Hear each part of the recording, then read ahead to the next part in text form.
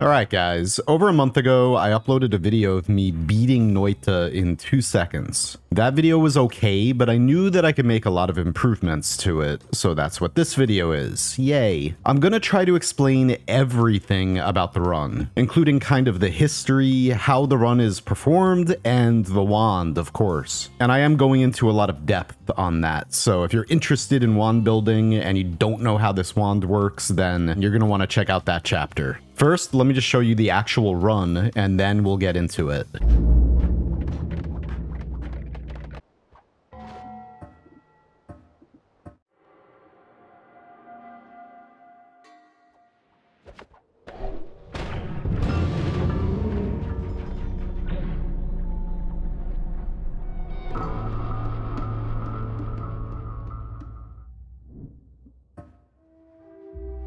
Okay, that's it. So yeah, it's definitely a WTF moment, I know, but I will explain. But first,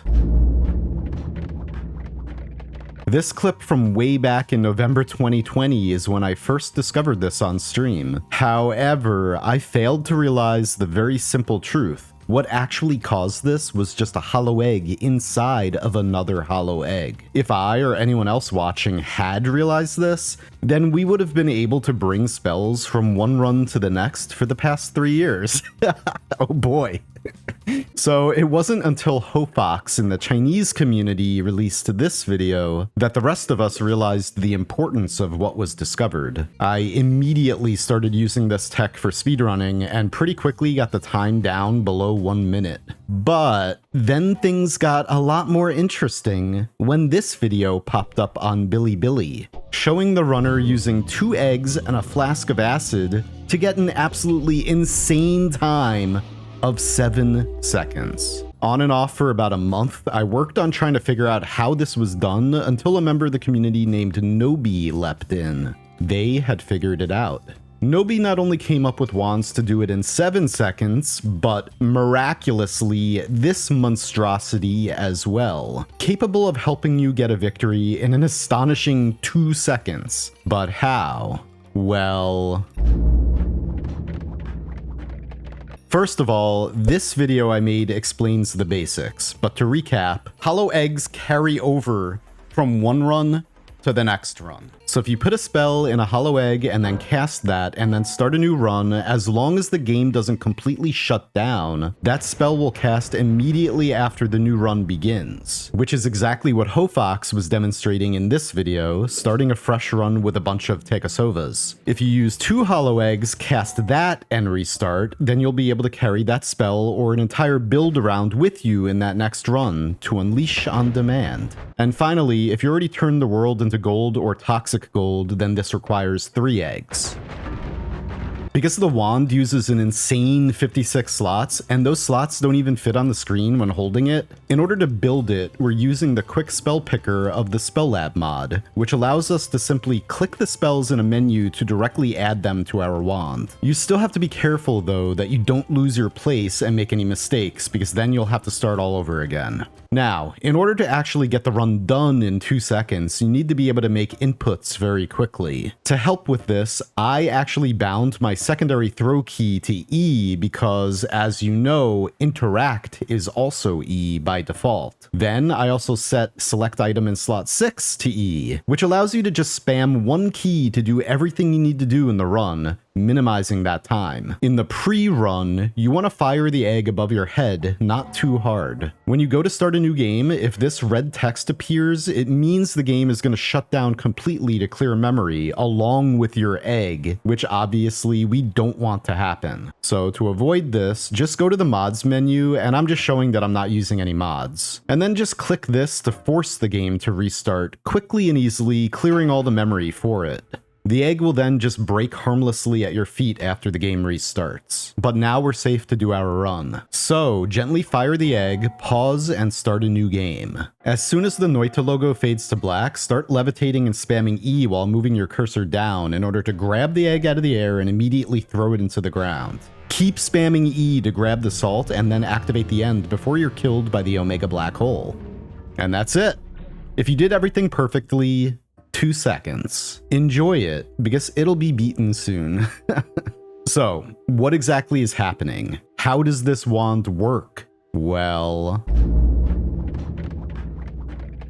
Okay, so this is the reason why this video took so long to make. Trying to explain this in a way that makes sense concisely is pretty difficult for me. I am the king of rambling for hours.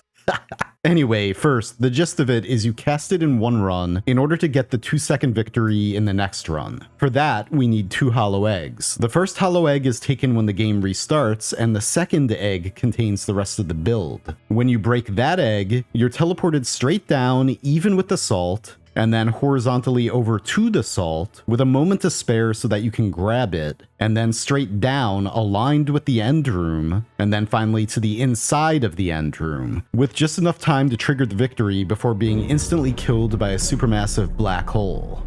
Alright, so how does it work? That's the tricky part. Each phasing on an all-seeing eye is 140 pixels of distance, so a very precise series of divide-bys, add triggers, along with gravity is used to place the all-seeing eye precisely at those 4 locations I just showed. At each of these hops, a deer is created that's then hit by a swapper bolt, causing it to swap places with the player, effectively teleporting the player first here, then here, then here, then here. However, you may have noticed there are only 2 all-seeing eyes on this wand, even though there are 4 teleports. That's because the entire wand is wrapping using the wand refresh at the end. It first goes through casting all but the spells that are darkened in the pre-wrap, before going back through and skipping all the darkened spells in the after-wrap.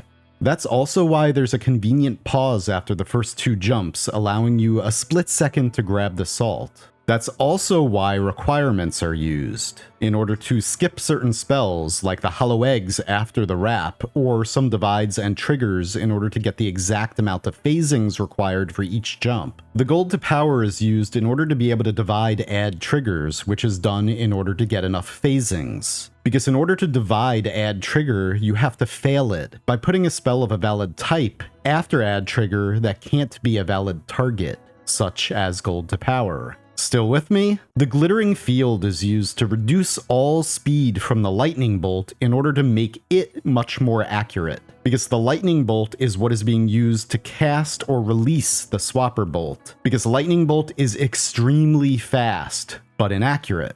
So the lightning bolt releases the swapper, which hits the deer, teleporting you to the deer's prior location. And after all 4 jumps are made, an omega black hole is cast to kill you faster than the end of the game normally would. And that is that.